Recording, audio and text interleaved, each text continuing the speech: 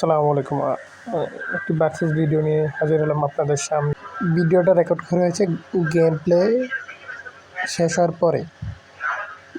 শুরুতে দেখতে পাচ্ছি এটা সুয়ারেজকে একটি পাস করে দিয়েছিল, আর সুয়ারেজ অসাধারণ একটি গোল বের করেছে। আমার ফরওয়ার্ড হিসেবে খেলতেছে ইতো এবং সুয়ারেজ, এবং ইতোর একটি দারুণ পাসে সুয়ারেজ ফার্স্ট 10 মিনিটে একটি গোল করে ফেলেছে। অপোনেন্ট ভালো ট্যাকেল করতে চেয়েছিল কিন্তু পারেনি। আরও একটি এটা দেখতে পাচ্ছি, এটা অপোনেন্ট করেছিল তার স্ট্রাইকার দিয়ে, কিন্তু আমার জিকে কেসলাস ভালো একটা সেভ দিয়েছে। অপোনেন্ট এখানে গোলটা দিতে পারিনি। আমার আরও একটি অ্যাটাক, আমার বি দিয়ে একটি ক্রস করে আমি সোয়ারেজের মাথায় লেগে হেড করে আরও একটি গোল হয়ে যায়।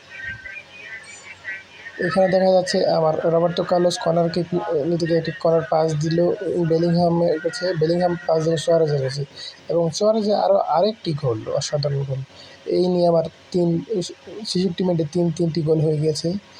এখন দেখা যাচ্ছে সুয়ারেজের এক পাস থেকে ইতোর দারুণ একটি গোল।